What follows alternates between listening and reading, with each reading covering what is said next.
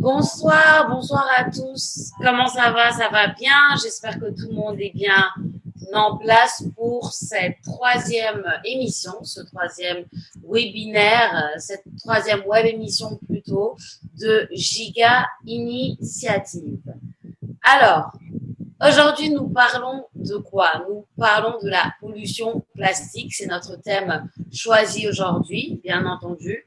Et ce thème, bien sûr, pour pouvoir le développer comme il se doit, nous avons des experts qui sont là avec nous, que je vais vous présenter. Mais petit retour sur ce que c'est la pollution plastique. Alors, la pollution plastique, la pollution par le plastique est une pollution engendrée par l'accumulation de déchets en matière plastique dans l'environnement. Il existe plusieurs formes de types de pollution plastique et le système mondial de production, d'utilisation et d'élimination des matières plastiques est un système qui est très défaillant à l'heure d'aujourd'hui en 2020. La pollution plastique est corrélée souvent au faible coût du plastique, donc il coûte moins cher.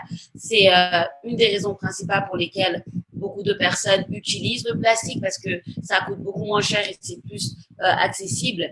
Et ça entraîne une utilisation massive et jetable de ce dernier.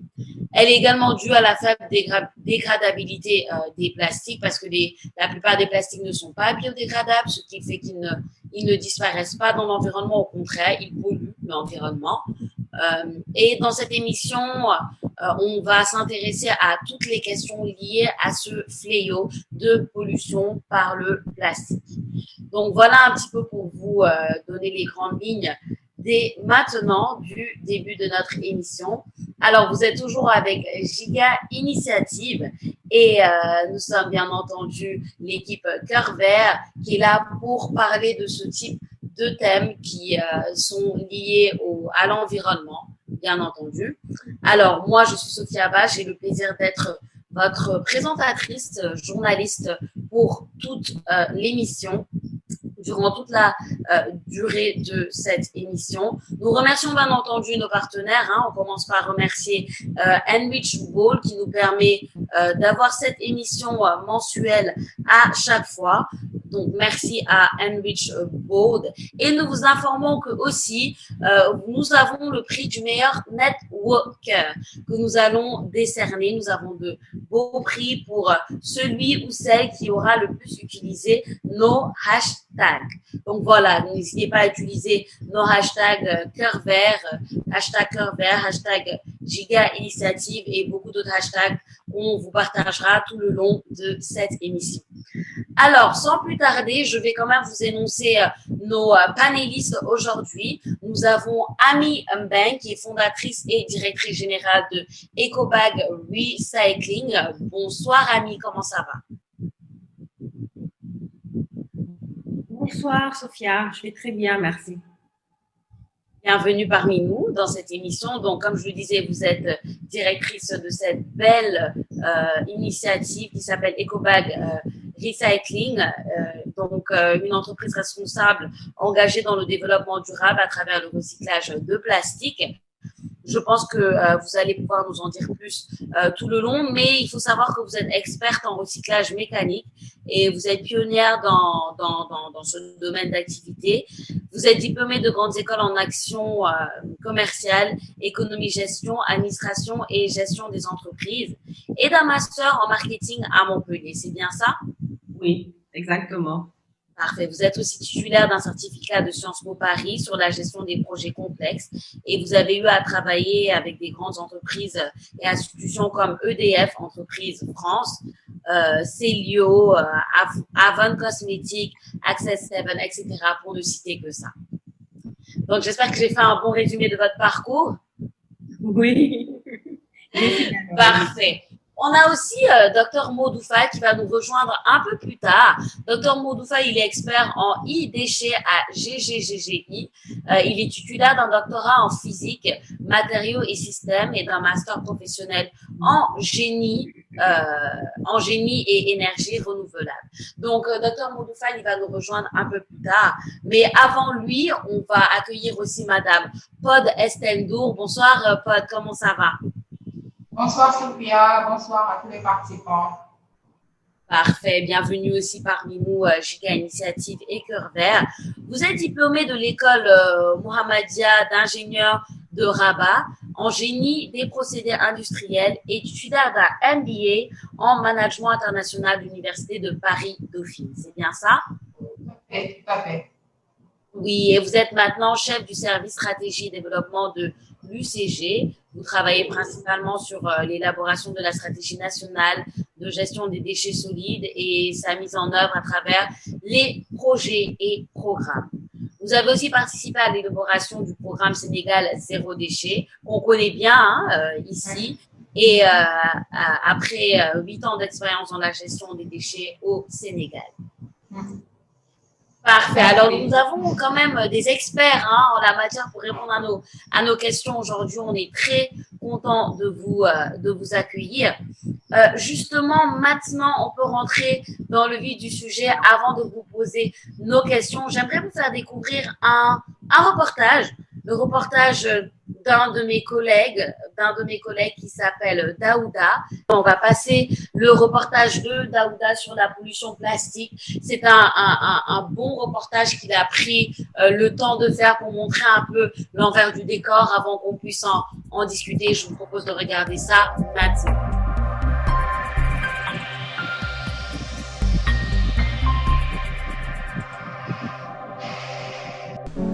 Chaque année, plus de 5 000 milliards de sachets plastiques sont utilisés à travers le monde. À cela s'ajoutent les bouteilles et autres objets en plastique. Selon un rapport de l'Organisation des Nations Unies, seule une petite partie de la production de ce plastique-là est recyclée. Le reste se retrouve dans la nature, sur les plages ou dans les océans. Pour faire face à ce péril plastique, le Sénégal a renforcé son arsenal juridique à travers la loi numéro 2015-09 du 4 mai 2015 relative aux sachets plastiques de faible micronage et la loi numéro 2020-04 du 8 janvier 2020 est entrée en vigueur depuis avril dernier. Qu'en est-il de l'effectivité de cette loi-là? Quelles sont ses conséquences sur l'environnement? Qu'en est-il aujourd'hui de l'attitude de ces usagers du plastique depuis l'entrée en vigueur de cette loi? Et qu'en est-il également du recyclage de ces déchets plastiques-là et des alternatives au plastique?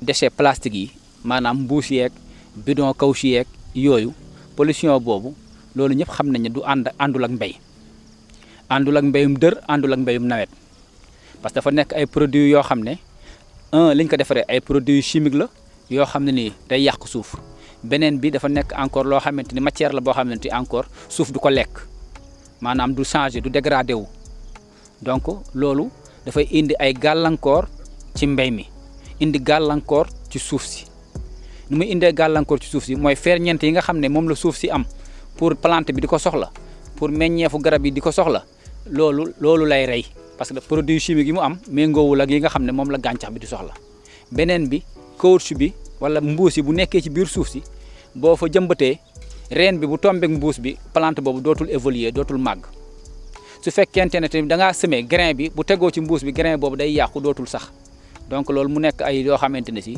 day gàllankoor mbéy mi lu bare waaw. Parce que le plastique, vraiment, quand on parle du péril plastique, c'est par rapport à l'agriculture, parce que le plastique nuit beaucoup à la production agricole. Mais aussi, il faut penser que pour la divagation des animaux, le plastique aussi cause beaucoup de problèmes. Mais aussi, on peut énumérer aussi la pollution visuelle. Parce que vraiment, parlant des sachets plastiques, c'est vraiment une pollution visuelle. Et on a l'habitude de dire que dans nos communes, le plastique constitue vraiment un fléau. Et il y a une quantité énorme est produite à l'échelle des maisons, ce qui contribue vraiment cette prolifération conduit à nuire notre environnement directement.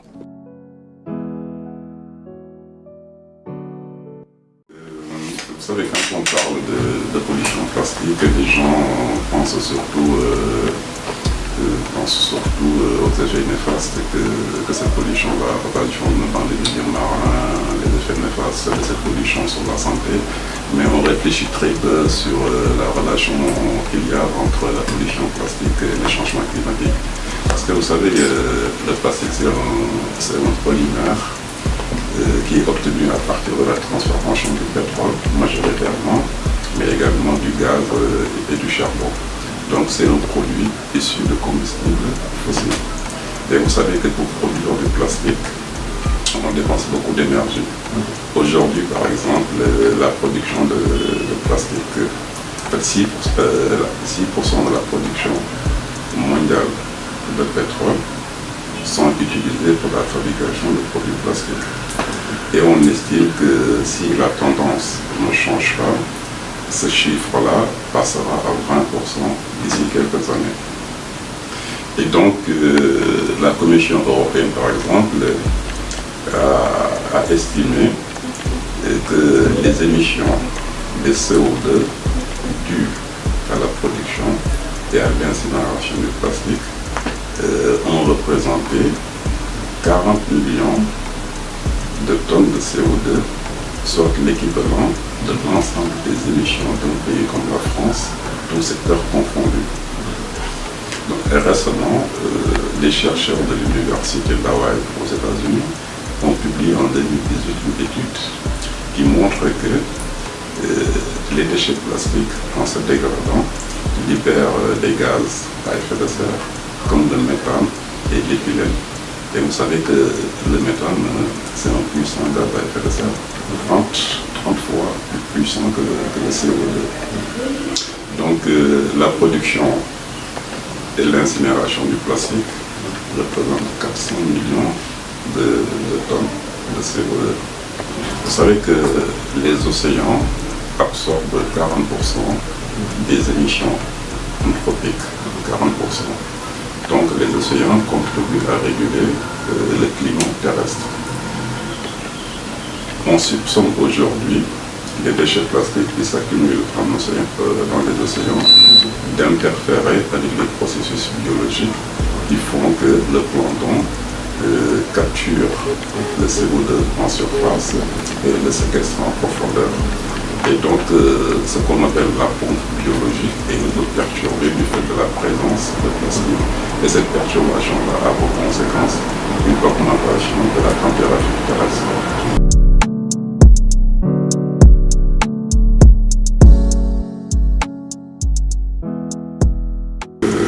Il faut commencer par dire que la loi de 2020 qui approche de remplacer celle de 2015 est une loi beaucoup plus ambitieuse que sa devancière.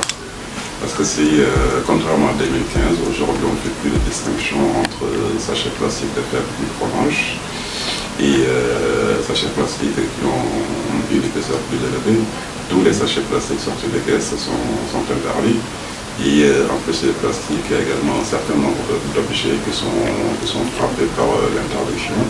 C'est ce qu'on pourrait appeler du plastique non essentiel.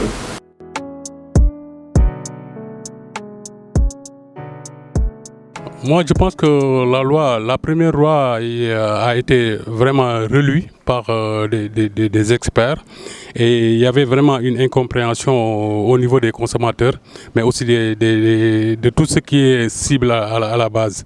Parce que la première loi, on disait que le plastique moins de 30 microns était interdit et je pense que les producteurs ont réussi leur communication parce qu'ils ont fait une communication par rapport à l'utilisation pour dire que c'est le sachet plastique en couleur noire qui est interdit. Et cela a montré vraiment la prolifération de d'autres couleurs de sachets. Donc je pense que la nouvelle loi elle est venue à son heure. Parce que je pense que même concernant... On ne parle pas de micronage pour cette nouvelle loi.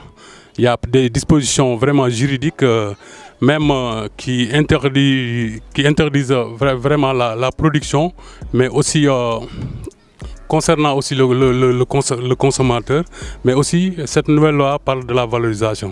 Et aussi il y a l'aspect de consignation qui est vraiment une trouvaille magnifique. Parce que si on fait la caractérisation des déchets à l'échelle de maison, on voit que ce qui est produit, ce n'est pas seulement le plastique, le faible plastique. Mais il y a ce qu'on appelle le PET et le PHD. Et je pense que la nouvelle loi avec cette règle de consignation promeut l'économie circulaire des déchets.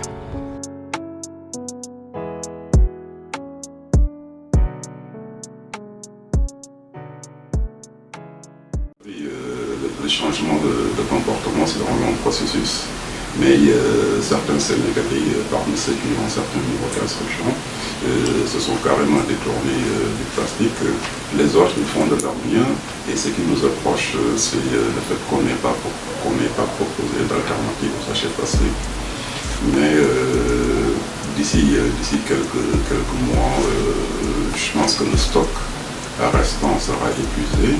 Et on a bon espoir qu'à partir de ce moment-là, il y aura de moins en moins de sachets et que les gens vont avoir une attitude beaucoup plus responsable en amenant par exemple leur propre emballage quand ils viennent faire leurs courses.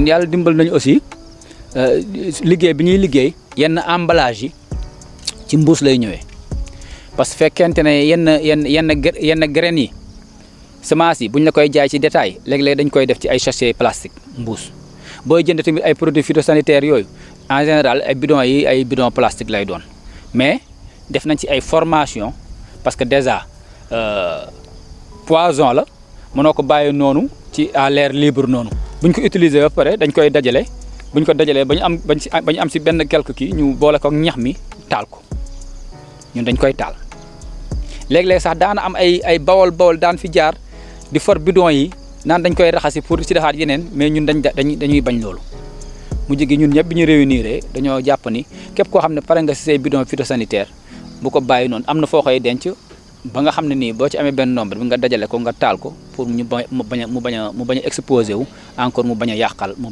ñeneen.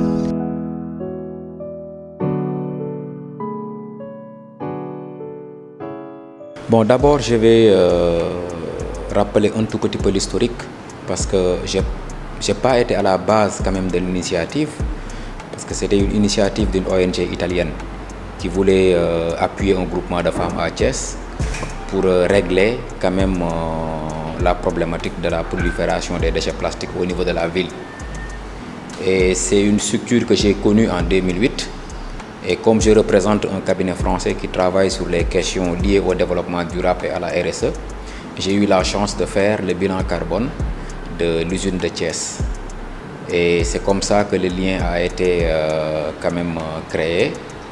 Et après, l'ONG a voulu me léguer le centre en tant que manager, en tant qu'entrepreneur social, parce que j'avais la possibilité quand même de proposer un modèle innovant qui consiste à créer une société avec une vocation d'entreprise sociale. Et l'entreprise a été créée en 2010. Donc nous sommes associés, moi et le cabinet français avec qui on travaille sur ces questions-là liées au développement durable et le groupement de femmes. Donc ProPlace est né en mars 2010 avec comme principaux associés Macoumba Diagne en tant qu'entrepreneur social, Jean-François Filot qui gère le cabinet expert et le groupement des femmes qui était géré par Germaine Abifay. Je pense qu'en parlant de l'économie circulaire des déchets relative aux sachets plastiques ou à toutes les catégories de plastique, c'est dès la conception. Parce qu'actuellement, on parle de l'éco-conception. Dans la fabrication, il faut prévoir vraiment une seconde vie de ces déchets. Et si on définit l'économie circulaire des déchets, parce qu'autant on parlait de boucle ouverte, maintenant on promeut vraiment, on vulgarise ce que j'appelle moi la boucle ouverte.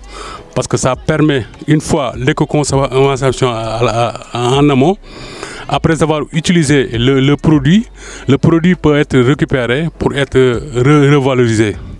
Et je pense que si on intègre la philosophie des 3 R, on voit qu'il y a la réduction des déchets, parce que toujours en amont, il faut penser à réduire tout ce qui est production de déchets plastiques. Il y a le recyclage, mais aussi il y a la réutilisation. Je pense que ça, c'est important dans notre société de consommation.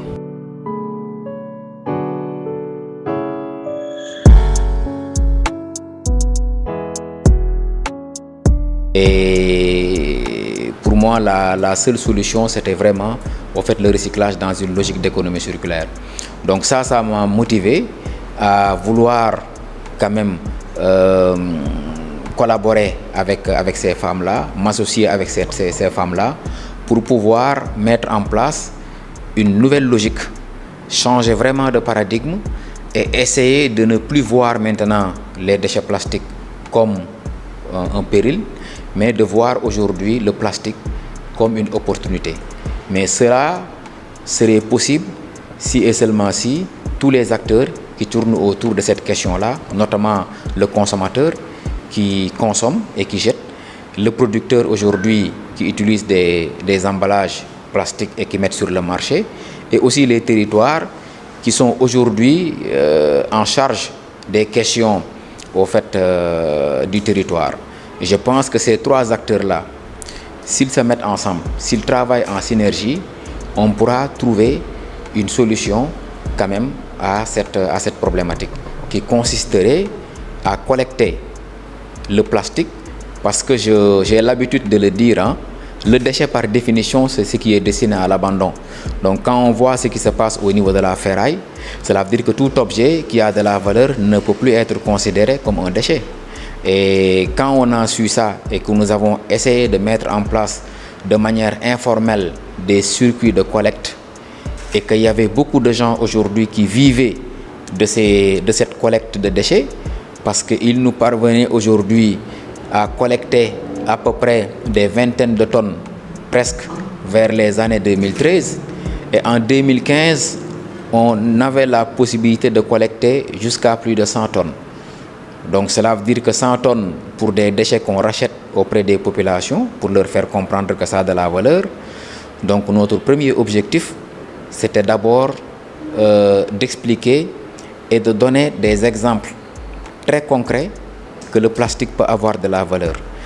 Maintenant, le deuxième challenge aujourd'hui, le deuxième défi aujourd'hui, c'est de pouvoir voir le plastique comme un matériau qu'on doit gérer dans une logique d'économie circulaire. Donc il ne suffit plus aujourd'hui de recycler pour recycler, mais ce qu'on recycle doit trouver quand même des preneurs sur le marché.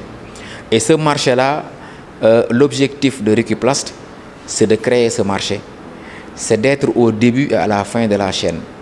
C'est d'être en contact permanent avec le consommateur, de le sensibiliser, de lui faire comprendre qu'on peut vivre mieux avec le plastique.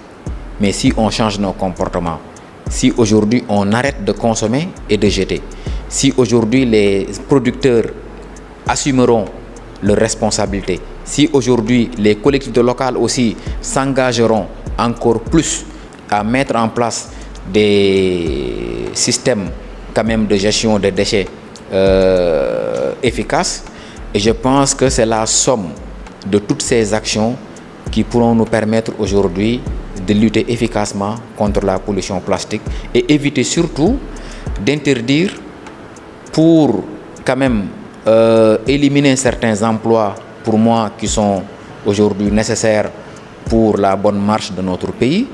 Et je pense que nous avons la possibilité aujourd'hui, avec cette logique d'économie circulaire, de maintenir les emplois existants, mais aussi d'en créer de nouveaux. Et je pense que c'est dans ce cadre-là qu'on pourra être vraiment efficace et efficient.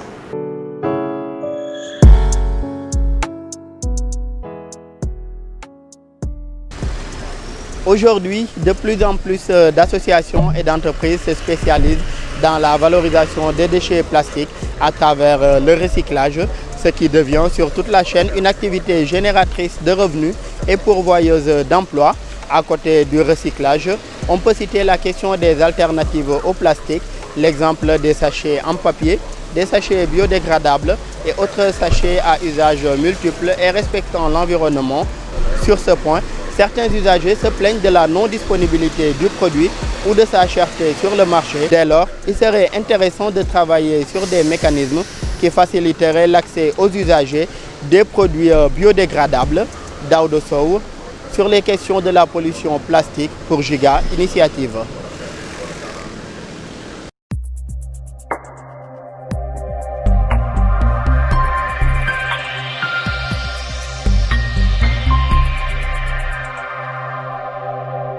Bravo à Daouda pour ce magnifique reportage. Mon collègue Daouda et notre caméraman Adi, merci à vous pour ce beau reportage. Mais en attendant, bon, on va commencer à parler avec vous, Estelle et Ami. Alors, déjà, j'espère que vous avez pu voir ce reportage et que cela vous a inspiré, hein. En attendant, j'aimerais commencer par justement parler avec Estelle et lui demander, Estelle, vous êtes bien là, vous m'entendez bien? Je vous entends très bien, Sophia. Voilà, parfait. Alors Estelle, une petite réaction déjà pour commencer par rapport à ce reportage? Un reportage qui retrace toutes les problématiques par rapport à la pollution plastique aujourd'hui au Sénégal et une pollution du sol qui est plus, on va dire, palpable, qu'on peut plus toucher parce qu'aujourd'hui, on reconnaît que notre pays aussi a une forte, comment on appelle ça, le secteur agricole est très important. Et donc aujourd'hui, c'est un aspect qui est reflété à ce niveau-là, qui est ressenti, qui impacte, on va dire ça, les agriculteurs. Et au-delà de cela, vous avez également l'aspect élevage qui n'est pas un peu trop sorti dans le reportage, mais qui est là. Et aussi, l'aspect le plus important, c'est les actions de l'État. Donc, on a eu M. Boniface Cacheux qui a fait un long interview par rapport à ce que l'État est en train de faire. La première version de la loi sur le plastique qu'on a eu à passer et cette deuxième version qui est entrée en vigueur en avril passé et qui va nous permettre aujourd'hui de relever les défis par rapport à cette pollution plastique-là au niveau du Sénégal. Voilà. Parfait, merci beaucoup Estelle. Ami, vous avez aussi suivi le reportage. J'aimerais commencer par une question avec vous d'emblée, comme ça en même temps que vous nous donniez vos impressions. De quoi est fait ce plastique qu'on utilise tous les jours? Comment il est fabriqué pour qu'on comprenne d'où est-ce que ça vient? Alors, merci d'abord. Donc, le plastique, en réalité, c'est un matériau un peu complexe, qui se présente de différentes manières. Donc, le plastique que l'on a l'habitude de voir un peu partout, tous les jours, dans nos modes de consommation. En fait, il y a le plastique souple et le plastique dur. Alors, quand on parle de plastique de manière générale, les gens pensent automatiquement au plastique souple, c'est-à-dire mais il y a également un autre type de plastique qui est constitué de plastique dur. Mais le plastique qui pose aujourd'hui le plus de problèmes et qui a été retracé un peu sur ce reportage, c'est le plastique souple, donc les sachets en plastique. Alors, les sachets en plastique sont des dérivés d'hydrocarbures fossiles. Et de manière générale, on distingue aussi bien pour le plastique souple que dur. On a le polyéthylène, haute densité comme basse densité. La basse densité, c'est essentiellement les sachets. On a du polypropylène. Donc, quand on dit, enfin, c'est des termes très techniques que les gens peut-être ne comprendront pas forcément. Donc, quand on parle de polypropylène, par exemple, copolymère, on va plutôt citer tout ce qui est bassine, seau en plastique, pelle, etc. Donc, on a également le polychlorure de vinyle, le PVC. Donc, vraiment, on a différents types de plastique et qui ont des compositions chimiques différentes. D'accord, parfait. Merci pour ces précisions-là. Estelle, est-ce que vous pouvez nous expliquer un petit peu en des termes vraiment simples que tout le monde peut comprendre aussi, pourquoi est-ce que ce plastique-là peut être dangereux pour l'environnement? Parce que on entend souvent le dire, ah oui, le plastique c'est dangereux, mais à la base, pourquoi est-ce que ça peut être dangereux pour l'environnement? Voilà, donc j'ai essayé en fait, merci déjà j'ai complètement oublié cette partie-là, je vous remercie. J'ai eu l'initiative de nous donner l'opportunité vraiment d'expliquer aujourd'hui et de partager avec les internautes sur la pollution plastique. Je vous remercie de nous avoir choisi et de nous avoir invités. Donc, comme vous l'avez dit dans votre présentation, donc, je suis de l'UCG et je travaille aujourd'hui sur tout ce qui est en lien avec la stratégie au niveau national pour la gestion des déchets, mais spécifiquement sur tout ce qui est question avec la valorisation. Donc, quand vous m'avez présenté le sujet, la première réflexion que j'ai eue, je me suis dit, je vais essayer de disséquer, parler de pollution, parler de plastique et après mettre les deux ensemble pour qu'on puisse un peu voir quelle est la problématique par rapport à cette pollution plastique aujourd'hui. Donc, ma présentation, on va d'abord parler, comme je viens de le dire, de pollution, définir cette pollution-là et quels sont les éléments qu'elle touche aujourd'hui dans les écosystèmes qu'elle a perturbés.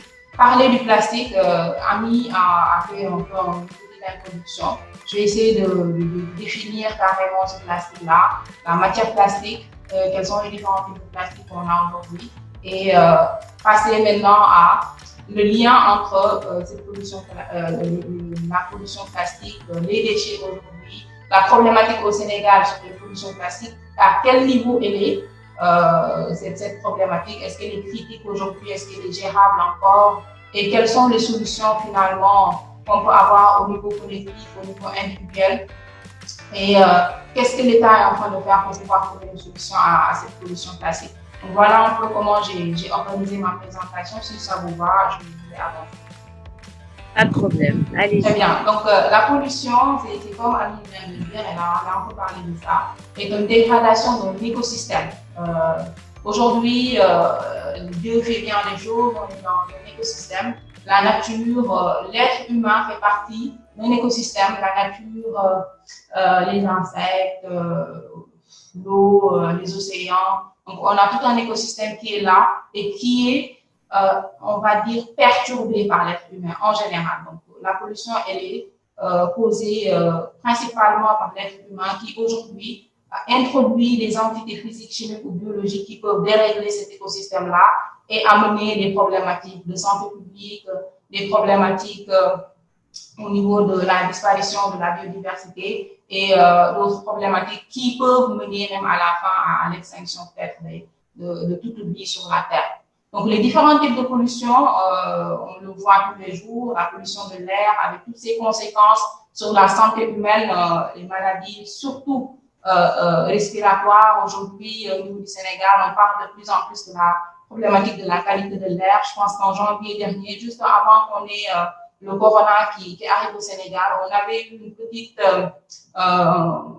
une air très très polluée au niveau de Dakar avec un ciel qui était très rougeâtre, donc des problématiques comme ça qui sont de plus en plus fréquentes au niveau du Sénégal, donc liées à la problématique de la pollution. Une pollution du sol dont on a parlé, liée entre autres aux déchets, mais aussi à ces plastiques-là.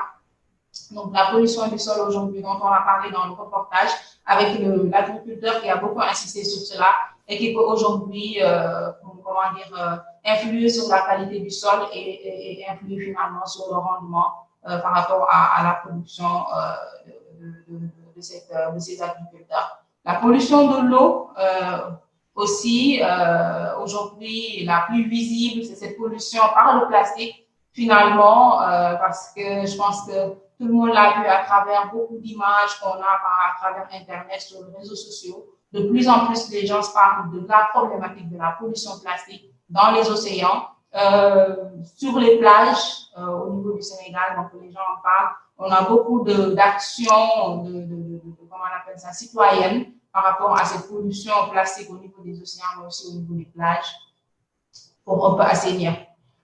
Des nuisances, on entend parler de pollution sonore, visuelle ou olfactive.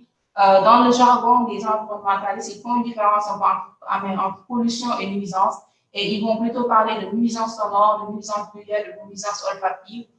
Ils n'auront pas autant d'impact que la pollution, mais ils peuvent aussi gêner un peu la vie de l'être humain, ou l'esthétique même de la vie ou de l'environnement où on est en train de vivre. Alors, qui sont les principaux responsables de cette pollution? Aujourd'hui, à travers le monde, on ne va pas rester juste sur le Sénégal, mais à travers le monde, on a en premier lieu le transport aérien, mais aussi le transport urbain, qui est aujourd'hui un grand pollueur à travers le monde. Après, vous avez l'agriculture, on n'a pas l'impression, mais avec l'utilisation des pesticides et d'autres types de substances chimiques pour pouvoir, les engrais, on a beaucoup de pollution à travers aussi l'agriculture, l'industrie naturellement. Aujourd'hui, à travers les eaux usées qu'ils rejettent, mais également les rejets au niveau de l'atmosphère. La production d'énergie, on a la problématique de Bargny aujourd'hui qui revient au niveau du Sénégal, la centrale où il y a eu beaucoup de problèmes où finalement l'État a décidé d'arrêter. La gestion des déchets, aujourd'hui où on est au niveau où là où je travaille ce secteur-là, la gestion des déchets aussi qui peut être source de pollution si les déchets ne sont pas bien gérés. Donc il y a d'autres bien sûr responsables de la pollution, mais les principaux éléments c'est ça. Après vous avez un ensemble de polluants également qui sont là et qui peuvent porter atteinte à l'environnement, à la vie ou la santé humaine. Donc on a les gaz en général, le monoxyde de carbone, le CO, l'oxyde d'azote, tout ce qui est dioxyde de soufre. On entend souvent parler de dioxyde et de furane, donc des gaz qui sont émis quand on brûle certains types de plastique. Donc ça aussi, c'est ce qu'on retrouve en général dans les zones qui sont proches des décharges, donc qui sont sources de pollution. L'ozone, les particules en suspension, donc ça fatigue beaucoup les gens qui sont asthmatiques. Donc, par rapport à la respiration, il y a certains moments, même au niveau de Dakar, on nous demande de ne plus trop sortir parce que ces éléments-là peuvent les atteindre et leur créer des problématiques de santé. Les métaux lourds qui attaquent beaucoup plus le sol et les eaux, donc, et qui peuvent aussi avoir des effets sur la santé humaine, créer même à l'origine de cancer. Les pesticides aussi dans les aliments et bien sûr les bactéries. Quand elles ne sont pas, comment on appelle ça, parce qu'il y a des bactéries qui peuvent être utiles, mais il y a des bactéries aussi qui peuvent être nuisibles pour la santé humaine. Alors, là, c'était pour parler un peu de pollution. Là, je reviens maintenant sur le plastique, la question que vous avez eu à poser tout à l'heure à Annie. Le plastique, donc, qui est aujourd'hui produit à partir de comment on appelle ça, du pétrole. Donc, quand on fait le raffinage du pétrole, quand on extrait le pétrole brut, on va dire ça comme ça, après raffinage, on a un produit. On store d'abord du fuel, du gasoil, de l'essence, du kérosène. Mais en bas de tout ça, vous avez dans les petites températures de 80 degrés ce qu'on appelle le naphtha. Et c'est avec ce naphtha-là qu'on produit des monomères. Et donc, c'est avec ces monomères qu'on forme, comme vous voyez sur l'image, de petites perles pour ce qu'on appelle un polymère. Et donc, on arrive à produire cette matière plastique qui peut être du thermoplastique. On parle de thermoplastique quand on prend des plastiques qui, je peux faire l'image en fait du beurre, c'est-à-dire ce plastique-là, quand vous le fondez, il vient en élément liquide, et quand vous le laissez se reformer, il revient exactement à l'état où il était quand il était solide. Et après cela, vous avez les thermodioxysates qui, eux, ne reprennent pas la forme initiale qu'ils avaient quand on les expose à de très grandes températures. Et enfin, vous avez aussi des élastomères qui sont un autre type de plastique qu'on peut avoir, qui peut être produit. Toujours sur le plastique, j'ai essayé de faire un peu une chronologie de l'histoire du plastique. Il faut savoir que il y a eu le plastique existe depuis la nuit des temps, mais c'était un plastique, on va dire, issu de produits naturels, c'est-à-dire le caoutchouc. On entend parler du caoutchouc de l'EVA. On sait que c'est un arbre qui est produit dans certaines zones en Afrique et en Amérique du Sud. Mais au-delà de ça, vous avez également du plastique qui avait été synthétisé, c'est ce que je viens de dire, des polymères à partir des monomères et à partir du pétrole. Et c'est ce plastique-là qui pose problème parce que ce plastique-là, il n'est pas assimilé rapidement par la nature. Aujourd'hui, on parle de 400 à 600 ans pour que ce plastique-là puisse disparaître. Et donc, aujourd'hui, ce plastique, on le retrouve partout. Au début, on les utilisait, les premiers types de plastique qu'on a utilisés, c'est par rapport au bol, aux celluloïdes, les anciens appareils photo. Aujourd'hui, on fait beaucoup de fibres textiles avec le plastique. On voit au niveau du Sénégal la problématique du plastique plus au niveau des bouteilles, au niveau des emballages, je vais dire ça comme ça, bouteilles, sacs plastiques et tout ça. Mais aujourd'hui, le plastique est partout dans nos vies et c'est une problématique aujourd'hui par rapport à comment on va faire pour que l'accumulation de cette matière-là ne menace pas la vie de l'être humain finalement. Donc, pollution et plastique, justement, ce que je viens de dire, c'est aujourd'hui parce que ce produit-là s'accumule au niveau du monde. Il est apparu vers les années 1950, mais entre 2000 et aujourd'hui, on a produit plus de 50% du plastique qui a été produit entre 1950 et les années 2000. Et donc, ça devient des déchets, ça s'accumule et ça devient un problème aujourd'hui pour l'environnement. Et c'est pour ça qu'on parle aujourd'hui de pollution plastique et qu'il faut impérativement trouver des solutions à cette problématique. Quand on revient au niveau du Sénégal, ce plastique dans les déchets, il représente 9%. En chiffres, en valeur absolue, on est sur 200 000 tonnes de plastique produit au niveau du Sénégal par an. Et vous avez la moitié de cette production qui est faite au niveau de Dakar. Quotidiennement, donc sur Dakar, on a évalué la production de juste de plastique à 250 tonnes de plastique. Tout à l'heure, dans la vidéo, M. Diagne parlait de 100 tonnes de plastique par mois qu'ils utilisent. Donc aujourd'hui, avec les deux entreprises qui sont les plus importantes dans ce recyclage, on arrive à avoir 700 tonnes de plastique qui partent tous les mois. Et tout le reste est aujourd'hui sujet à valorisation et on est en train de trouver des solutions pour pouvoir trouver des filières, on va dire, de valorisation de ces déchets plastiques-là au niveau du Sénégal et éviter de les retrouver un peu partout dans les décharges et dans la nature. Je vais passer rapidement sur ces éléments-là. Donc, c'est juste les aspects, une surproduction, je l'ai déjà dit, qui fait qu'aujourd'hui, le plastique est une problématique. Depuis 1950, plus de 9 milliards de plastiques qui sont produits. Une omniprésence du plastique. Avec les textiles, on n'en parle pas trop, mais aujourd'hui, 71% des textiles produits dans le monde sont faits avec des fibres synthétiques, donc du plastique. La pollution plastique touche les écosystèmes marins, donc on a eu à voir toutes ces images-là dans les réseaux sociaux. Aujourd'hui, c'est une problématique mondiale et il y a beaucoup de mouvements qui se sont soulevés pour pouvoir aujourd'hui trouver une solution et éviter de menacer la vie au niveau des océans, mais aussi au finish la santé et la vie de l'homme. La pollution plastique dans les terroirs, je vous disais ça tout à l'heure, par rapport à l'élevage, aujourd'hui on a le cheptel qui est disséminé dans beaucoup de villages au niveau du Sénégal parce qu'aujourd'hui ces animaux-là vont ingérer du plastique et après vont avoir des problématiques. Le plastique à usage unique, qui est un problème et qui fait qu'aujourd'hui, ces déchets plastiques-là sont de plus en plus importants. Et le défaut de recyclage, tout le monde en parle, on dit qu'il faut valoriser le plastique. Il faut savoir que tous les plastiques ne sont pas forcément valorisables. Et aujourd'hui aussi, dans cette valorisation-là, qui coûte assez cher, on va le dire, il y a comment on appelle ça, une valeur ajoutée. Mais pour sortir cette valeur ajoutée, il faudrait des fois investir des sommes importantes.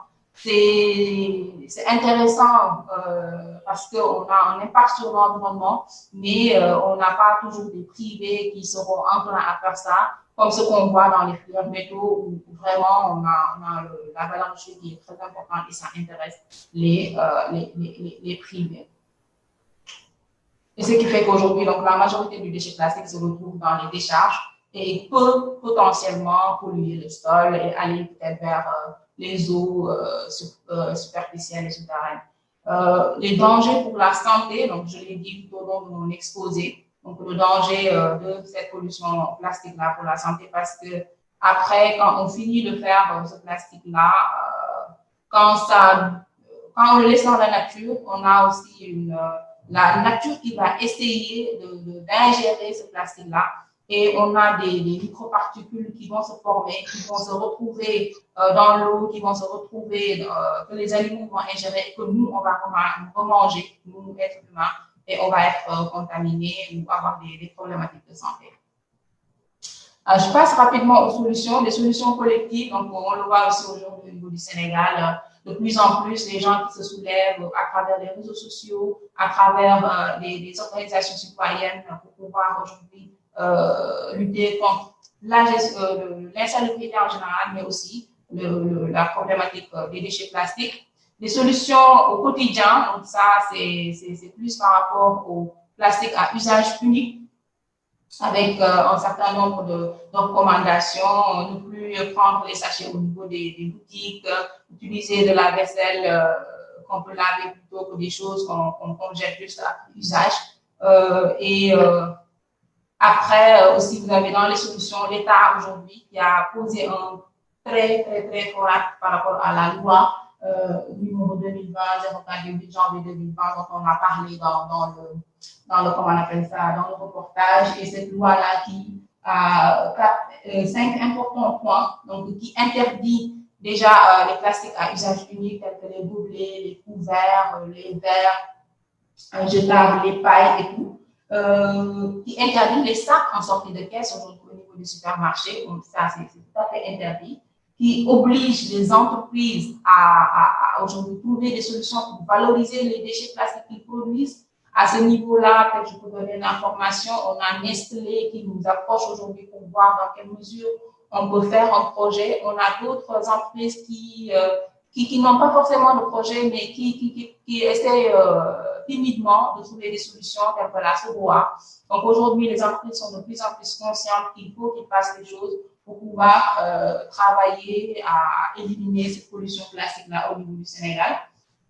L'obligation aussi d'incorporer par rapport aux entreprises qui sont dans le recyclage une certaine dose de plastique recyclé dans les produits qui sont en train de fabriquer et une taxe que l'État va aussi mettre sur les plastiques qui sont non recyclables et qui sont mis dans le marché sénégalais. Donc, toutes ces actions-là qui sont aujourd'hui portées par cette loi, qui nous donnent beaucoup d'espoir pour pouvoir aujourd'hui un peu améliorer le niveau de pollution plastique au niveau du Sénégal. Au-delà de ces pouvoirs publics, donc ce que je disais, les entreprises, les industriels qui sont aujourd'hui là et qui font des actions, et enfin la société civile aussi, English World, comme vous l'avez dit, l'ONG, qui travaille beaucoup sur cette question de pollution plastique, mais aussi vous avez un important mouvement, Big Free from Plastic, qui est porté par un ensemble d'ONG tels que Greenpeace et autres, et qui aujourd'hui mènent un combat contre les grands producteurs d'emballages pour qu'ils puissent trouver des alternatives aux emballages plastiques. L'économie circulaire, je vais passer rapidement sur ça également. Dans la vidéo, on en a parlé, le reportage, à travers la réduction, prévenir la production de déchets. Si on peut ne pas acheter des produits en plastique, je ne sais pas, le sac plastique, c'est toujours bien. Après, si on l'achète, qu'on puisse réduire vraiment la production de déchets à partir de ce plastique-là. Et au niveau du Sénégal, bien sûr, avec la loi et les actions de l'État, essayer de développer avec les industriels aussi la valorisation des types de plastique qui peuvent être valorisés aujourd'hui à l'état actuel de la technologie. Enfin, une solution qui est encore timide à travers le monde, on n'en a pas au Sénégal pour le moment, donc le bioplastique qui va permettre aujourd'hui d'avoir un plastique qui a une partie, on va dire, naturel, c'est comme le caoutchouc, c'est-à-dire prendre un plastique où on a peut-être 40% de caoutchouc et 60% de plastique, comment on appelle ça, synthétique, finalement, produit à partir d'hydrocarbures fossiles. Et donc, c'est des choses ou même avoir du plastique 100% fait avec comment on appelle ça, des matériaux qui sont biodégradables. Donc ça aussi, c'est des choses qui sont en train d'être faites à travers le monde. Il y a juste quelques contraintes. Déjà, ça coûte beaucoup plus cher que le plastique qui est fabriqué juste à partir de matières fossiles. D'autre part aussi, on a la même problématique qu'au niveau des biocarburants. On a un peu de concurrence entre prendre donc une culture telle que le maïs, en faire du plastique plutôt que de donner ça pour l'alimentation de l'être humain ou l'alimentation des animaux. Donc, ces deux contraintes sont là pour développer aussi ces technologies. Donc, voilà globalement ce que je voulais vous présenter par rapport à la problématique que vous nous avez posée, Sophia. Merci beaucoup. Merci beaucoup, Pod. Merci beaucoup pour cette belle présentation qui nous détaille vraiment tout sur ce plastique-là. Sans plus tarder, j'aimerais directement donner la parole à Ami. Alors, Ami, moi, j'aimerais que vous rebondissiez par rapport aux solutions, là où Pod a terminé. Déjà, vous donniez votre avis par rapport aux solutions liées à la pollution plastique que Pod a développé, mais aussi j'aimerais qu'on s'intéresse surtout à la solution du recyclage, parce que le recyclage est souvent montré comme une solution. Sauf que j'aimerais que vous donniez votre avis. Est-ce que c'est adapté à tous les endroits? Est-ce que par exemple au Sénégal, c'est adapté? Est-ce que c'est une solution assez efficace pour justement lutter contre cette pollution? Et je m'appuie sur des commentaires qu'on a eus sur nos conversations. Je vous en lis quelques-uns pour vous permettre de répondre par rapport à ça. On a Fatou Touré qui nous dit le recyclage est parfois vu au Sénégal comme une solution à la pollution plastique, alors que les chiffres montrent clairement le contraire. On a aussi d'autres personnes qui nous disent l'une des meilleures solutions est la réduction de la production et de l'usage. Est-ce qu'on peut vraiment réduire la production de plastique? Et il y a Marina qui nous dit quelque chose de très intéressant, qui dit le plastique n'est recyclable, que quelquefois. Il termine donc toujours comme un déchet. Le meilleur déchet est celui qui n'est pas produit. Donc le plastique n'est pas tout le temps recyclable. Qu'est-ce que vous en pensez, amis, de tout ça par rapport au recyclage comme solution et quelle autre solution vous préconisez? Alors, merci beaucoup, Sophia, et merci à Estelle pour la brillante présentation. Donc, je pense qu'elle a eu à faire un peu le tour de ce qui est le plastique, de la problématique de manière générale, également des actions de l'État et des solutions. Alors, moi, je vais plutôt rebondir sur la question d'une des internautes. Alors, qui dit que le meilleur déchet, c'est celui qu'on ne produit pas. Oui, un grand. Pourquoi? Parce que moi, j'estime en réalité que le recyclage est en effet une solution. C'est non seulement une solution efficace, mais c'est également une solution écologique. Alors, pourquoi? Parce que le recyclage, en fait, permet de promouvoir ce que l'on appelle l'économie circulaire. Donc, l'économie circulaire promeut l'éco-conception, promeut également la réutilisation, la réparation, et tous ces aspects-là, en fait, viennent un peu concourir au recyclage de manière générale.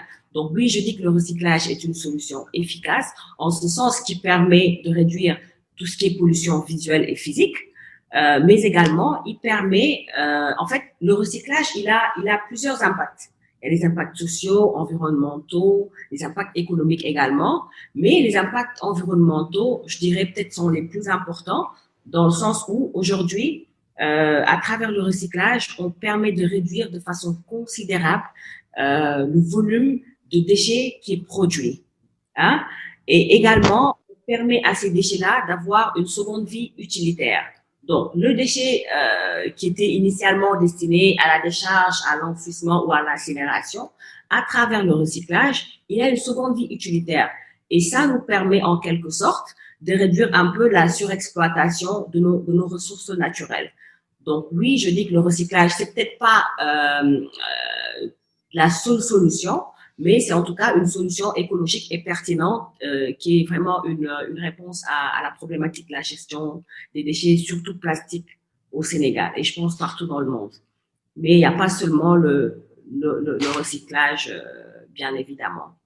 D'accord. J'enchaîne sur une autre question avec vous rapidement par rapport aux différentes caractéristiques du plastique qui font de lui une matière incontournable aujourd'hui, malheureusement. Bon, Pod nous a bien parlé des différentes caractéristiques du plastique. Je pense que là, on les redait, on le sait. Mais maintenant qu'on connaît les caractéristiques, est-ce que selon vous, c'est vraiment facile de remplacer le plastique par d'autres matières qui pourraient être de la même utilité? Comment est-ce qu'on popularise ces matières-là pour pouvoir les remplacer, selon vous? Alors, moi, je pense que tout est question d'adaptation. Tout est question d'habitude. Peut-être il y a peut-être 30 ou 40 ans, 20 ans derrière, on ne connaissait peut-être pas forcément cette nouvelle tendance des sachets en plastique. Donc, c'est une question d'habitude. Les habitudes qu'on a maintenant de nos jours ne sont pas, on va dire, adaptées à une pérennité environnementale. Le sachet, on le connaît, le plastique, je veux dire, on ne le connaissait pas. On peut bien évidemment le remplacer par d'autres types de matériaux. C'est vrai que ce n'est pas simple parce qu'il est quasi gratuit. Il est très commode et on peut l'utiliser en fait un peu partout, hein, dans les commerces, dans les ménages, un peu partout. Donc c'est vraiment un matériau aujourd'hui qui est vraiment ancré dans nos vies de tous les jours. Et c'est la raison pour laquelle on a connu toutes ces difficultés-là par rapport à la loi sur l'interdiction des sachets en plastique. Donc, c'est un matériau, bon, je dirais pas incontournable. Il est très utile, mais peut-être pas incontournable. On a des sacs réutilisables, on a des sacs cabas, on a des sacs en papier, voilà, on a des sacs biodégradables. Donc, le sachet en plastique, vraiment, il peut être, on va dire, éliminé de nos vies pour le bien de tous. Alors, parfait. Merci beaucoup, Annie, pour ces réponses-là. J'aimerais maintenant donner la parole à notre autre panéliste qui n'était pas là au début, mais on m'informe qu'il est là. C'est le docteur Fall. Docteur, est-ce que vous êtes bien présent? Alors, je le répète, docteur Modou Fall qui... je reçois un appel, donc je vais le prendre. Allô, docteur Fall? Allô, oui, Sophie, j'ai toujours un problème technique. Vous avez un problème technique. Alors, je vous annonce que docteur Fall a un petit problème technique, mais qu'il est avec moi au téléphone pour son intervention. Vous allez bien, docteur? Oui, je vais bien, merci beaucoup. Ça va, alors j'espère que tout le monde vous entend bien. Annie et Pod, est-ce que vous arrivez à entendre le docteur Fall par mon téléphone? Oui? Parfait. Parfait, super.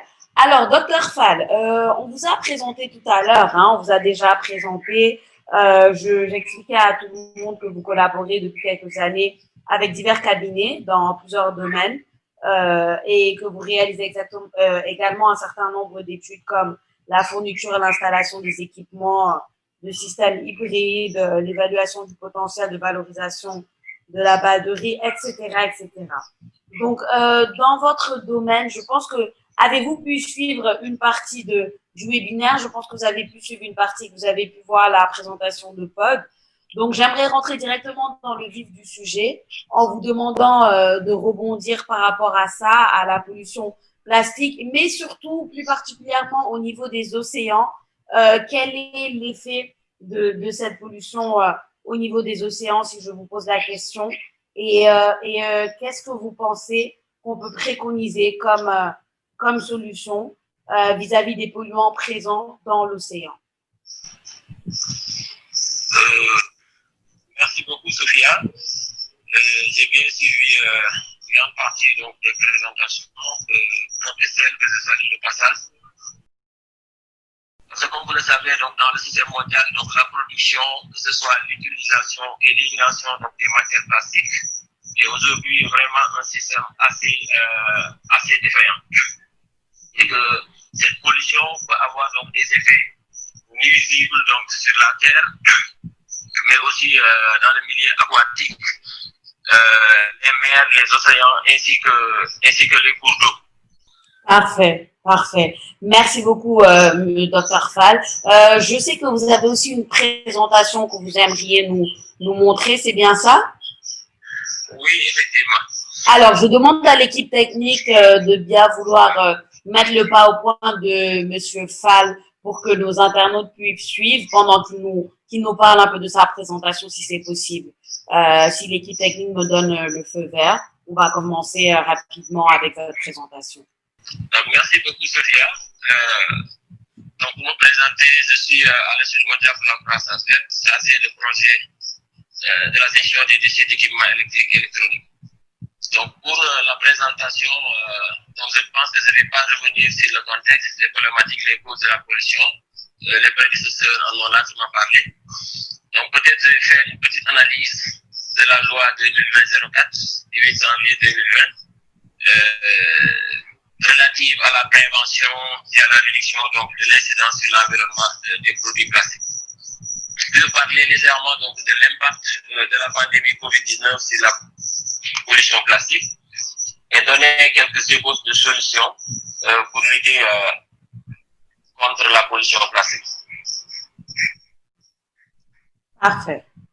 Donc, comme vous l'avez défini, Sophie, au début, que la pollution de la plastique, autrement appelée pollution plastique, est une pollution donc, qui est engendrée par l'accumulation de déchets en matière plastique donc, dans l'environnement. Donc, pour essayer de revenir là seulement sur les trois formes donc, de pollution.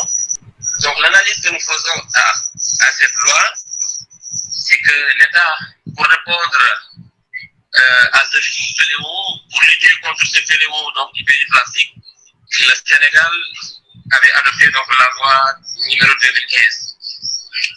Du 4 mai 2015 relative à l'interdiction de la production, de l'importation, de la détention et de la distribution donc, de l'utilisation des sachets plastiques de faible micronage. Mais il y avait certaines brèches.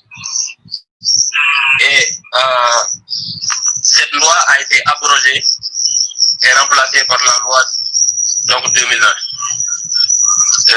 du 4 janvier 2020, pour faire face aux pays plastiques. Aujourd'hui, donc, cette loi propose des solutions intéressantes pour répondre aux enjeux de réduction des déchets plastiques. Cependant, son application sur le terrain devra faire l'objet d'un suivi très attentif par rapport à plusieurs points. Ces analyses donc, que nous allons faire soulignent les aspects positifs de la loi, tout en proposant des précisions à apporter pour optimiser donc l'impact de sa mise en œuvre. Donc toujours dans l'optique de promouvoir donc les 4 R, refuser le déchet, quelqu'un l'a dit, donc le meilleur déchet, c'est le déchet qui n'est pas encore produit. Réduire les déchets, réutiliser, recycler les déchets et enfin donc éliminer et traiter. Donc l'État, en interdisant 5 catégories de déchets à usage unique majeurs au Sénégal, donc à savoir, on peut les citer, pour ceux qui n'ont pas lu donc, la loi, à verre, donc les couvercles et les assiettes, les pailles et les bâtonnets mélangeurs pour boissons. On a les sachets destinés à utiliser pour conditionner l'eau ou toute autre boisson alcoolisée ou non. Donc on peut dire de manière résumée que c'est les plastiques à usage unique. Donc l'État, vraiment via cette interdiction, a pris ses responsabilités dans le refus des déchets, mais aussi dans la lutte contre la réduction des déchets. Donc ce que nous aimerons donc mentionner, et ce qui est important de ces produits donc, plastiques à usage unique, c'est qu'une partie non négligeable des produits plastiques est importée. Donc il faudra faire très attention à la concurrence déloyale avec les producteurs nationaux, mais aussi les orienter, les contrôles et les sanctions sur les importateurs et les producteurs et ne pas les orienter directement donc, vers les utilisateurs finaux. Parce que ceux-ci sont clairement identifiables. On peut identifier aujourd'hui via les systèmes d'information douanière l'ensemble des importateurs et les producteurs. Donc ça va être beaucoup plus facile et efficace donc, de les contrôler. Sans production, les distributeurs et utilisateurs donc, finaux, difficiles à contrôler, donc ne pourront simplement plus donc, proposer ces produits. Ça, c'est une solution. Donc l'exception qui est prononcée aussi pour l'acheminement des denrées alimentaires et des sacs sortis de caisse, comme par exemple dans les supermarchés au niveau, pour ne citer que Auchan, dans les grandes surfaces, ça peut être aussi une brèche. Et elle peut créer une exception dans la loi pour un grand nombre d'emballages. Et je pense que ça aussi, c'est à prendre en compte cet aspect. Donc, par rapport à la réutilisation, donc il y a dans la loi donc ce concept de conflit que nous connaissons souvent avec les bouteilles de boisson.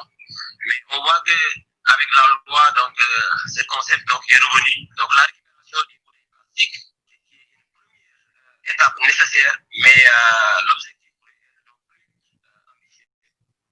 Donc ici, ce que nous proposons, c'est de favoriser la réutilisation donc, du recyclage, organiser un système de conseil pour que les produits soient recyclés et pour est complexe. Parce que généralement, la consigne s'organise pour les bouteilles réutilisables telles que les verres ou plastiques durs. Ici, la responsabilité et la vie des producteurs doit aider vraiment à aller vers la consigne pour la réutilisation. Donc, si aujourd'hui on peut avoir le suivi de la responsabilité et la vie des producteurs, ça peut aider. Donc, par rapport à le recyclage et l'élimination et le traitement des déchets, donc la création d'une filière de responsabilité et la vie des producteurs, une mesure, à mon avis, qui est urgente et nécessaire donc, pour éviter d'inonder les décharges de déchets plastiques et les autres donc, décharges. Et pour cela, donc, focaliser la responsabilité et la vie des producteurs donc, sur les emballages plastiques.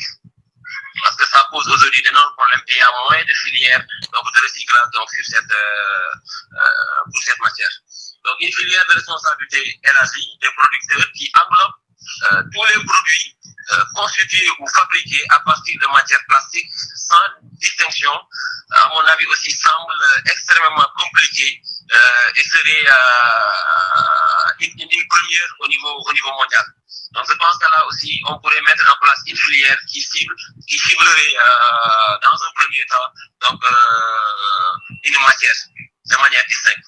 Mais aussi mettre en place un budget pourrait faciliter l'accompagnement des acteurs de manière économique et socialement, qui sont socialement donc fragiles face à la loi. Donc qui sont les vendeurs de sachets plastiques, les vendeurs de café-touba. Donc ça peut être des mécanismes de facilitation entre autres.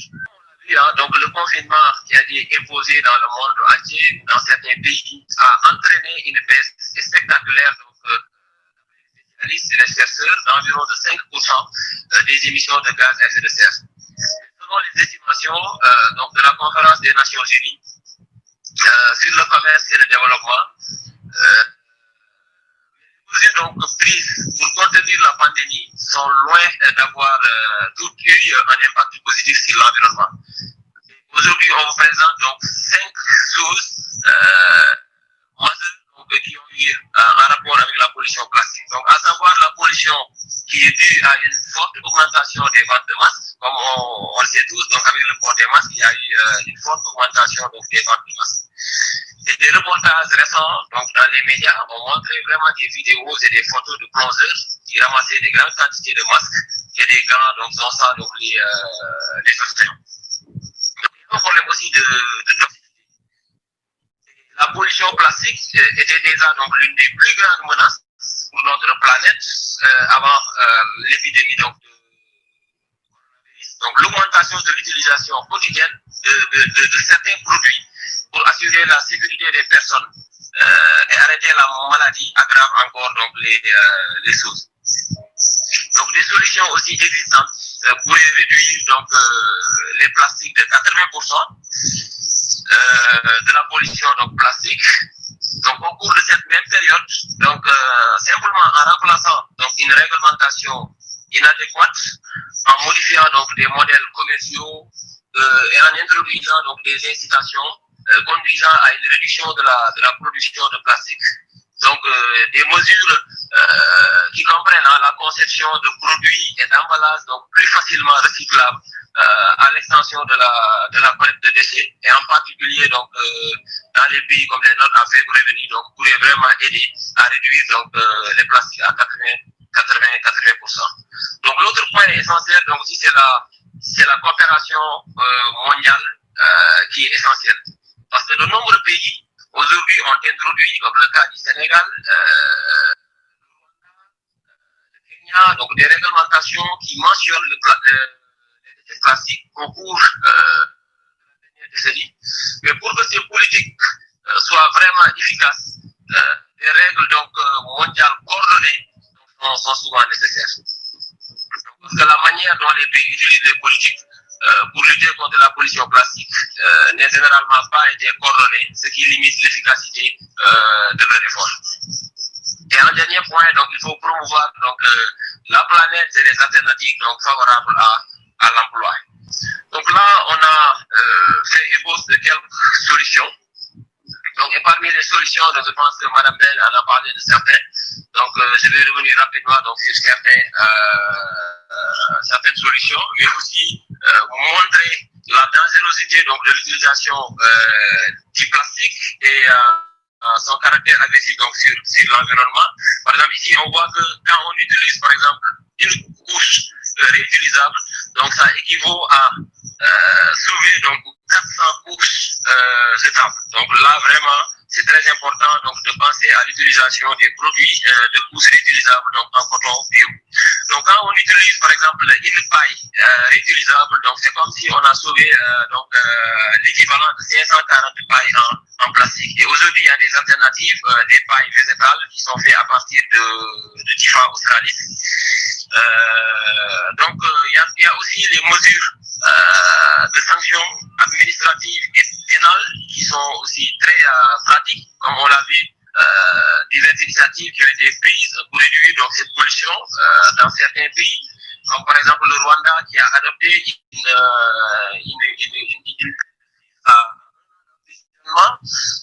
pour les détenteurs de plastique. Au Kenya, vraiment, il existe des contrôles dans les commerces où le moindre morceau de plastique détecté peut faire fermer, par exemple, le commerce. Ça, c'est des mesures de sanctions administratives et pénales qui peuvent aussi être des solutions. Donc, on a vu aussi que le programme des Nations Unies pour l'environnement et la Commission européenne qui ont lancé conjointement donc, une plateforme mondiale en 2018 pour combattre la pollution plastique. Donc ça aussi c'est des solutions. Donc l'Union européenne qui institue une taxe appliquée à partir donc de l'année prochaine, du 1er janvier 2021, sur le poids des déchets d'emballage plastique non recyclés avec un taux de 80 centimes d'euros par kilogramme. Ça aussi c'est des mesures barrières qui pourront vraiment donc lutter contre la pollution plastique. Donc, il faut aussi faire beaucoup de sensibilisation et l'accompagnement donc des producteurs de plastique pour se conformer à la loi, surtout au niveau national, comme c'est une nouvelle loi, mais aussi aider les acteurs économiquement et socialement, surtout les acteurs fragiles, dans l'adaptation de leurs activités par rapport à la nouvelle loi, mais aussi jouer un rôle de lanceur d'alerte. Ça, je lance un appel à l'ensemble des citoyens aux situations de non-application par les autorités et non-respect de la loi par les acteurs donc, concernés. Donc ici, on a quelques solutions, donc on a des images et puis des actes vraiment simples que nous pouvons adopter dans notre quotidien pour vraiment lutter contre la pollution plastique. C'est d'avoir une gourde. Voilà, donc pour mettre de l'eau, ça va nous éviter donc d'utiliser les bouteilles de plastique, avoir des sacs réutilisables, donc acheter un vrac et à la coupe avec nos contenants, donc utiliser des tasses et verres donc réutilisables. Donc enfin donc manger sur place et éviter la livraison et les plats à emporter, même si c'est pas toujours facile. Donc refuser donc les pailles et les vaisselles jetables. Comme j'ai l'impression de le dire, je pense qu'on n'utilise pas les pailles chez nous, quoi. Donc pourquoi on les utiliserait dans les restaurants? Donc on peut tout simplement boire notre boisson sans paille. Donc on peut s'en passer de ça. À défaut d'avoir des pailles donc antifa. Donc fabriquer aussi ses propres produits ménagers. Donc ça aussi il y a des liens sur internet que vous pouvez voir avec l'association Zéro Déchet qui montre des organisations qui proposent vraiment donc qui montrent comment fabriquer donc ses propres produits ménagers. Donc utiliser aussi du savon sans point donc dentifrice solide pour éviter d'utiliser voilà donc les savons, les shampoings et les dentifrices donc classiques, mais aussi partager nos savoirs avec nos prochains. Voilà, donc parce que les petits messages que nous faisons donc pour avoir vraiment de grands impacts sur les autres. Donc pour conclure, donc face aux enjeux liés à l'utilisation donc de ces produits plastiques, seule une mobilisation de tous les acteurs, que ce soit les populations, l'administration centrale, la société civile, le secteur privé, pourrait apporter une réponse à ce flou. Donc nous devons agir par une action participative en représentant donc l'utilisation du plastique et en appliquant la loi dans toute sa rigueur pour mettre fin donc à cette menace environnementale et sanitaire. et que le changement global n'est rien d'autre que la somme totale donc des changements particuliers. Donc, merci beaucoup pour votre attention. Merci beaucoup, Dr Fall. Merci beaucoup de votre participation et de cette belle présentation. On va vous donner la parole tout à l'heure pour vos mots de la fin. Et je vous rappellerai à ce moment-là. Donc, à tout à l'heure. Merci beaucoup. Ok, merci beaucoup. Voilà. Alors, chers internautes, voilà pour les présentations et la partie questions-réponses de nos panélistes. Ils reviendront dans quelques instants pour les mots de la fin.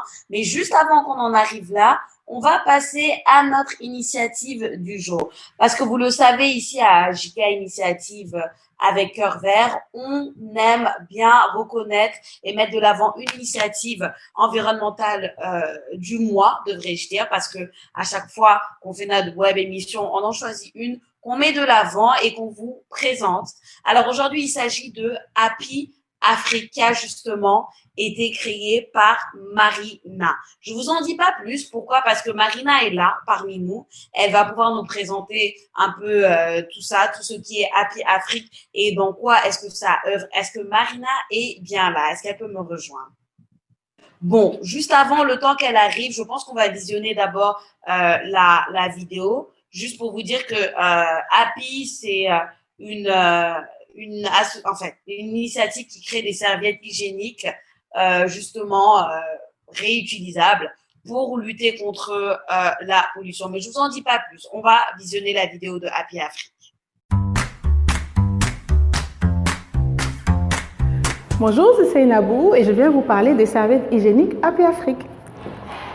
Alors, la serviette hygiénique réutilisable Happy Afrique, elle se présente comme ceci. C'est une serviette hygiénique réutilisable avec 3 éléments. Donc, d'abord, la première phase qui permet d'absorber le sang, donc qui est faite en coton bio.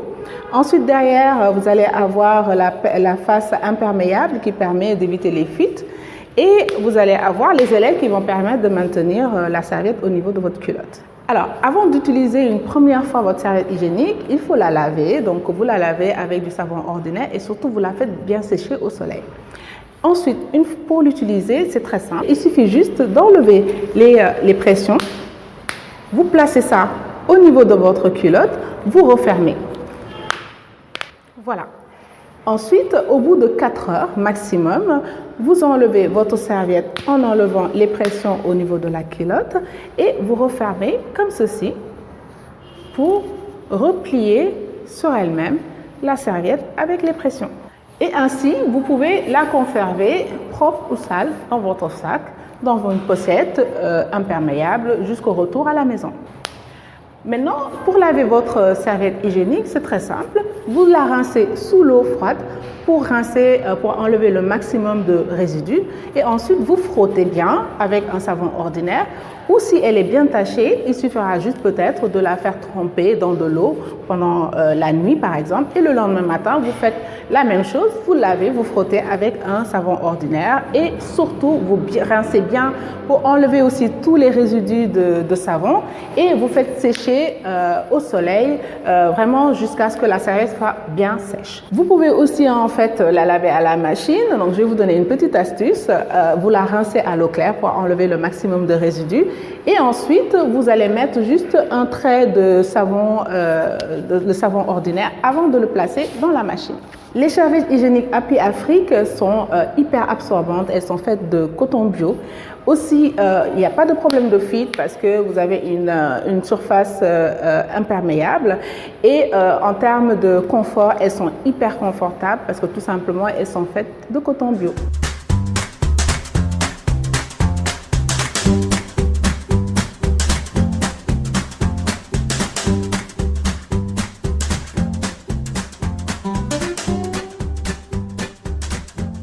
Merci beaucoup. Voilà pour la vidéo de présentation de Happy Afrique. Est-ce que Marina nous a bien rejoint pour nous toucher un mot avant qu'on termine avec nos quelques questions-réponses avec nos panélistes? Est-ce que Marina est bien là? Merci de m'avoir invitée. Donc, vous avez vu la petite vidéo de présentation du service. Donc, l'idée, nous, c'était le constat. Moi, mon mari est sénégalais. Je viens en vacances au Sénégal depuis 20 ans. Et à chaque fois, ce qu'on a vu, c'est l'augmentation des déchets. C'était vraiment ça qui choquait le plus. Et un des déchets le plus énorme, c'était les couches. Donc on se baladait sur les plages, on voyait des couches. On se baladait dans les régions, dans les villages, on voyait des champs de couches. On s'est dit, c'est pas possible, il faut faire quelque chose. Donc on a réfléchi. Moi, j'avais déjà créé une entreprise qui revendait des marques de couches lavables d'un peu partout dans le monde. Mais on s'est dit que pour le Sénégal, ce serait pas possible parce que il y aurait un intérêt économique un peu trop faible. C'est-à-dire qu'on serait juste là pour distribuer. Du coup, nous, on voulait aussi créer des emplois. Donc on a créé la marque Happy Afrique. On a commencé avec des prototypes de couches lavables pour bébés, donc dont l'intervenant a parlé juste avant. Donc effectivement, une couche lavable, ça représente à peu près 400 utilisations. Donc ça évite 400 couches. Et une couche à jeter, c'est au minimum 400 années pour se biodégrader. Et en fait, ça se biodégrade jamais vraiment parce que ça se défait en plein de petites particules, ça va dans la mer, ça va dans la terre, c'est mangé par les animaux. Et comme on l'a vu dans une des slides de Pod, et ben finalement, c'est nous qui les mangeons. Hein. Donc vraiment, le départ, c'était les couches. On a développé beaucoup les couches et finalement, on s'est rendu compte que il y avait un autre produit qui était hyper intéressant, mais dont on parle pas parce que c'est relatif à un sujet un peu tabou qui sont les règles. Mais en fait, c'est les serviettes hygiéniques. Les serviettes hygiéniques, les femmes, elles en utilisent toute leur vie, enfin de 12 ans à 50 ans, donc à peu près pratiquement 40 ans. On a compté qu'une femme, elle a ses règles pendant à peu près 2000 jours dans sa vie et chaque jour, elle utilise à peu près 5 serviettes. Donc ça vous laisse imaginer le nombre de serviettes par femme utilisées dans le monde. Et quand on passe à des serviettes jetables, donc il faut savoir que c'est du plastique, des produits chimiques, et ben quand on passe à cette serviette jetable, et ben c'est la même chose que les couches. C'est 400 ans pour se biodégrader et une pollution énorme. Et puis on peut pas recycler ça. Ça pour le coup, il y a plein de produits chimiques, il y a des absorbants d'humidité, il y a des agents blanchissants, il y a dans les couches bébés il y a les scratchs, il y a des élastiques, etc. Et du coup ça c'est très embêtant parce que du coup on peut rien en faire. Le plus simple, je pense que les experts du recyclage pourront confirmer, mais le plus simple à recycler finalement c'est quand il y a une seule matière, d'accord? Donc finalement tout ce qui est serviettes hygiéniques et couches pour bébé, c'est pas recyclable. On en utilise, mais des tonnes. Un bébé, c'est 4 à 5 000 couches.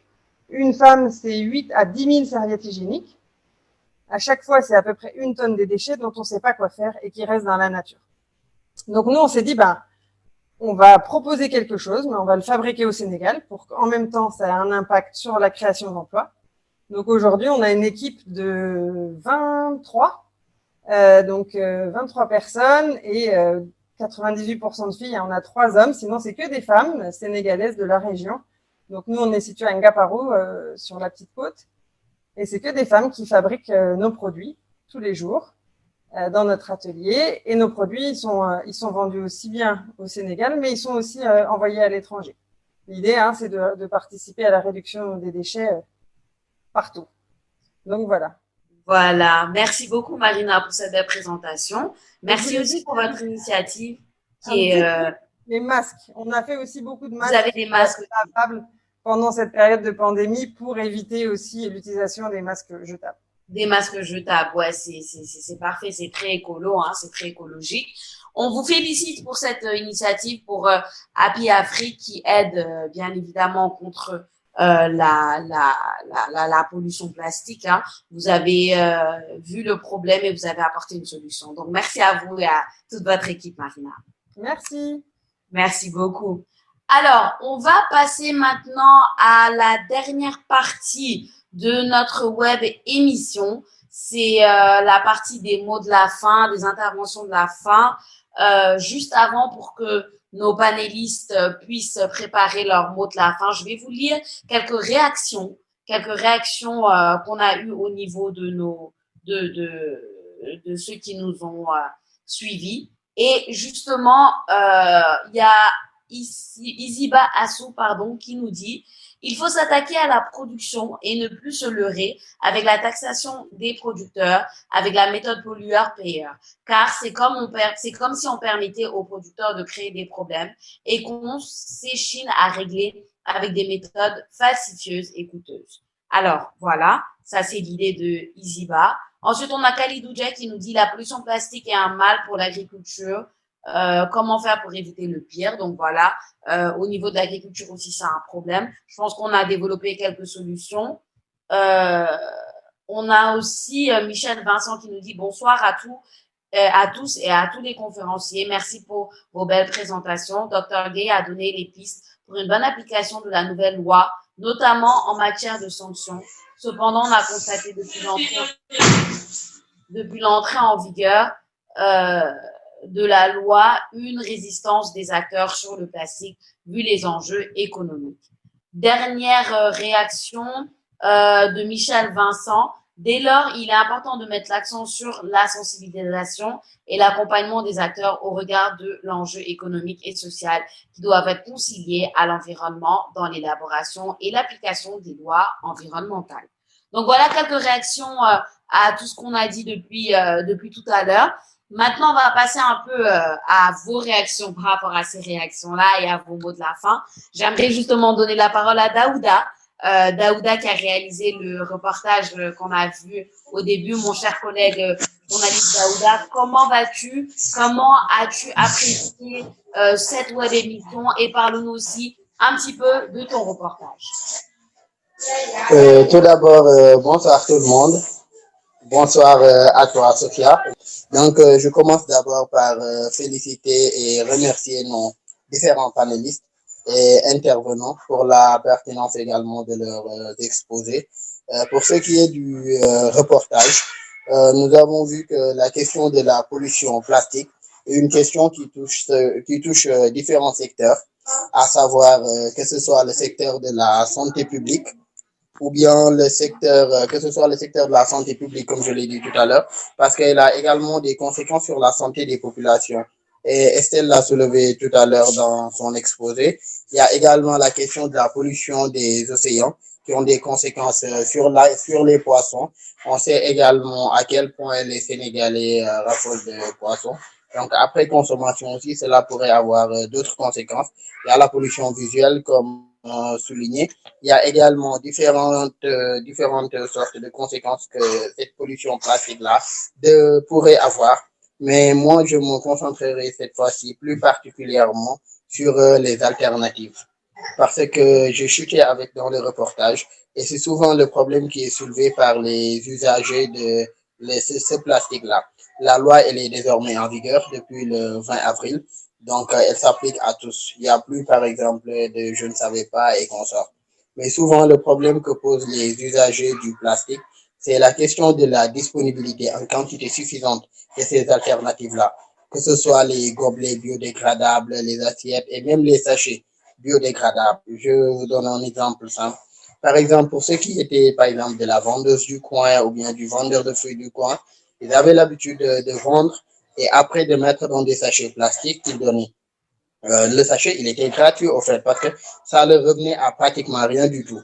Mais aujourd'hui, avec la loi, ces gens-là, ils sont obligés aujourd'hui de mettre ces produits-là dans des sachets biodégradables ou bien des sachets en tout cas qui respectent l'environnement puisqu'ils n'ont plus le droit d'utiliser ces plastiques-là qui a des conséquences néfastes sur l'environnement. Donc, le problème qu'ils soulèvent souvent, c'est le fait qu'eux ne peuvent pas faire, par exemple, comme les grandes surfaces. Dans une grande surface, tu finis de faire tes achats et tout. Si tu prends un sachet, il est comptabilisé dans la facture totale. Mais par exemple, le vendeur du coin qui avait habitué ses clients à leur vendre et tout, mettre dans un sachet plastique, il leur remettait. Lui, aujourd'hui, il peut pas, par exemple, leur imposer de leur vendre ce sachet biodégradable-là et également de leur offrir, parce que leur offrir, ça ne serait pas bien pour lui, vu le prix auquel le paquet de sachets biodégradables lui revient. Une autre chose a été constatée actuellement, même un peu partout à travers la ville. Par exemple, pour ce qui est des vendeurs de café. Avant, la tasse de café qui coûtait 50 francs, quand c'était la tasse plastique, avec l'avènement de la nouvelle loi, certains pour s'en sortir ou bien prennent comme prétexte la nouvelle loi pour vendre la petite tasse qui était vendue à 50 francs, maintenant à 75 ou bien 100 francs. Mais d'un commun accord avec les clients, puisque quand le client vient chercher du café, il lui dit a priori, la café est à 75 ou la café est à 100 francs. Et le prétexte qu'il donne, c'est que le prix de la tasse au paquet est cher et s'il le vend à 50 francs, il va pas s'en sortir. Je pense que donc il serait bien de travailler peut-être sur des modalités ou bien des solutions par rapport à cette disponibilité-là en quantité suffisante de ces alternatives-là au plastique. Comme ça va davantage également inciter les populations, comme les usagers en général, de ces sachets plastiques-là, ou bien des usagers de ces sachets-là, que ce soit plastique ou biodégradable, au moins à faire davantage respecter la loi. Moi, c'est sur ça que je voulais surtout axer mon intervention. C'est la question des alternatives au plastique. Merci beaucoup, Daouda. Merci beaucoup pour cette belle intervention et pour ce beau reportage. Hein. Comme d'habitude, c'est apprécié.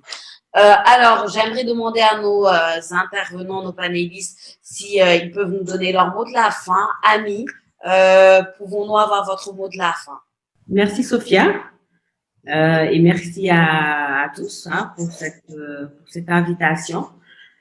Ce que j'ai à dire, c'est que, comme mot de la fin, c'est que la préservation de notre environnement est plus que vitale.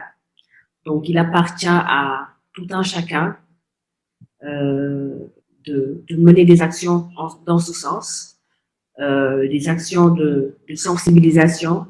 Il faudrait que chacun ait, ou en tout cas développe en soi une conscience citoyenne afin que l'on puisse préserver notre environnement pour nous et les générations à venir.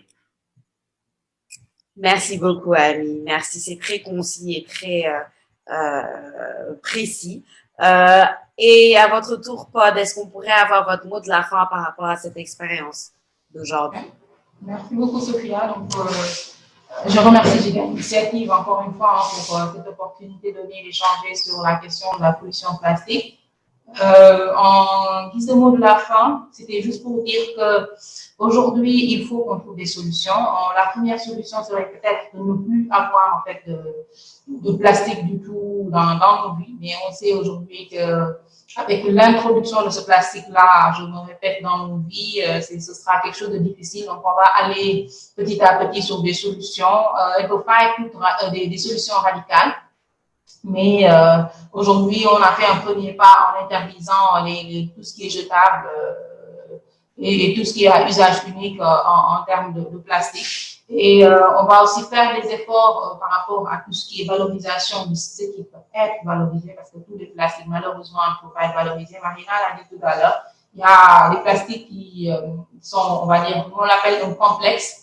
C'est un ensemble de matières plastiques qui ne sont pas de la même, comment on appelle ça, qui n'ont pas les mêmes caractéristiques et qui forment un produit après pour comment on appelle, valoriser ce type de plastique-là. C'est compliqué. Donc, les solutions sont là. On va essayer d'adopter chaque solution à la problématique qu'elle peut résoudre et finalement arriver à pouvoir éradiquer, sinon contenir cette pollution plastique-là pour qu'elle n'impacte pas trop sur l'environnement et finalement sur la santé des populations.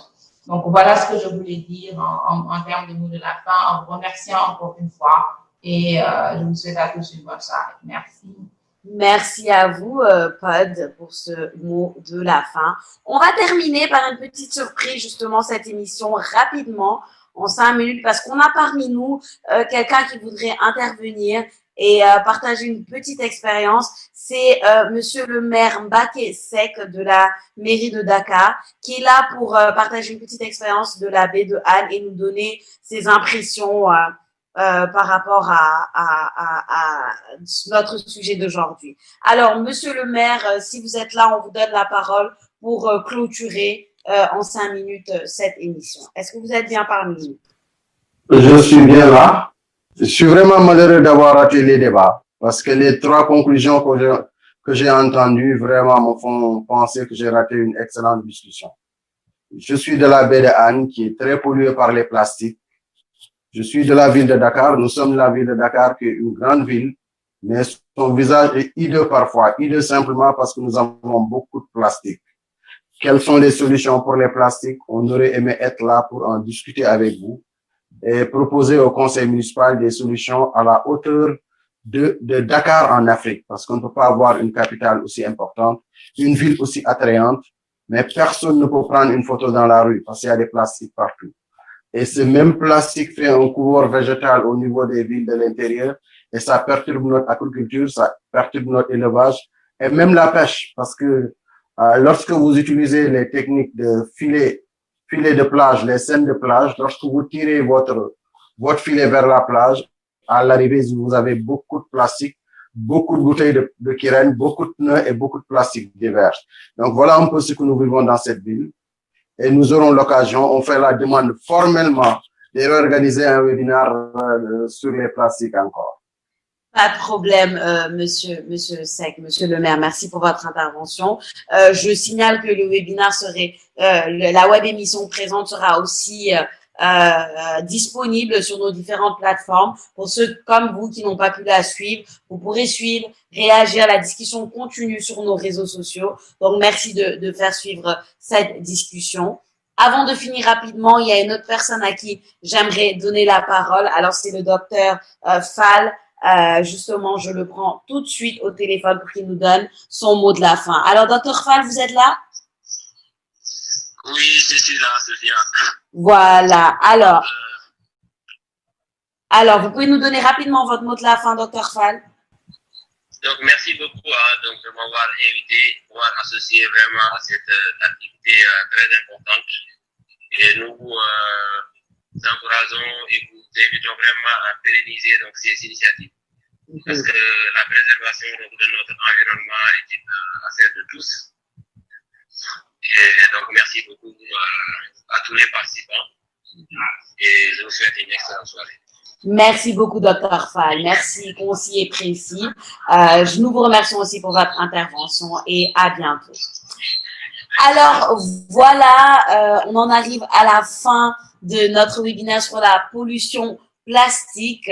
Un webinaire riche en informations, riche en développement. Merci à tous nos panélistes. Merci à mon cher collègue journaliste Daouda pour son beau reportage et sa belle intervention. Merci à vous, nos internautes.